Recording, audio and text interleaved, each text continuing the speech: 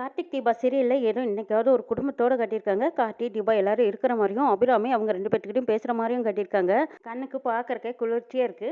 அச்சச்சோ! நம்ம இத பத்தி பேசிட்டு இன்னைக்கு நடந்த விஷயங்களையும் உங்ககிட்ட சொல்ல மறந்துட்டேனுங்கிறாங்க தீபா. என்னன்னு கேட்குறாங்க கார்த்தி. அத்தை கல்யாண நாள் கொண்டாடியே ஆகணும்னு புடவைக்காரரை வர சொல்லி புடவை எடுத்துட்டு இருந்தோம். அப்போ சாமி ரூம்ல பாம்பு வந்துச்சு. உடனே நம்ம சாமியாரை வர சொல்லி என்னன்னு கேட்டோம். அது அவசகுணம் மாதிரி இருக்கு. இந்த வீட்டில் எந்த ஒரு ஃபங்க்ஷனும் நடத்த வேண்டாம்னு சொல்லிட்டாங்க. அதனால அத்தை வீட்டையே மாற்றலான்னு சொல்லிட்டாங்களுங்கிறாங்க.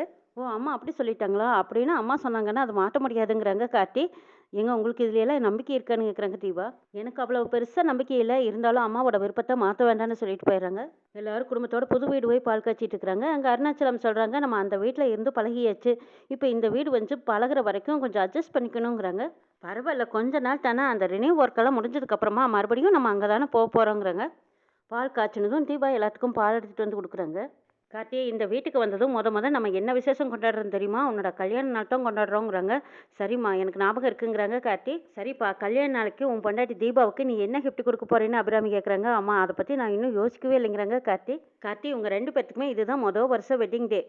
பார்த்து பார்த்து அவளுக்கு பிடிச்ச மாதிரி நீ கிஃப்ட் கொடுக்கணுங்கிறாங்க அபிராமி.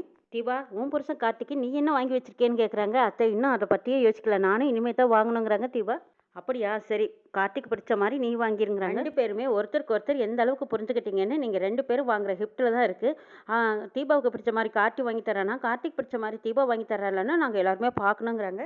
சரிங்க தென்னு தீபாவும் வெக்கப்பட்டு சிரிக்கிறாங்க. தீபா, கார்த்தி 2 பேருமே அவங்க ரூமில் உட்காந்து பேசிகிட்டு இருக்காங்க. கார்த்தி, இந்த ஃபங்க்ஷனுக்கு அம்மா எல்லாத்தையும் அழைச்சிருக்காங்கல்ல, எங்கள் எம்டியும் நம்ம கூப்பிட்டுமான்னு கேட்குறாங்க கார்த்தி. கார்த்தி, தீபா 2 பேரும் ரூமில் உட்காந்து பேசிகிட்டு இருக்காங்க. அப்போ தீபா யோசிக்கிறாங்க, கார்த்தி சாரோட எம்டி எப்படி இருப்பாங்க, இந்த ஃபங்க்ஷனுக்கு அவங்களையும் வரவழைச்சு நம்ம பார்க்கலாமா அப்படின்னு அவங்களுக்குள்ள ஒரு ஆசை. ஏங்க உங்கள் எம்டியை நீங்கள் இந்த ஃபங்க்ஷனுக்கு கூப்பிடலாம்ல அப்படிங்கிறாங்க தீபா.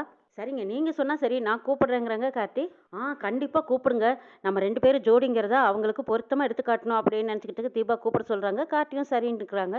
கார்த்தியோட கல்யாண நாளுக்கு அலையா விருந்தாளியா கார்த்தியோட அம்மாவும் வரப்போகிறாங்க. இன்னும் என்னெல்லாம் நடக்க போகுதுங்கிறதையும் நம்ம வர எபிசோடில் பார்க்கலாங்க.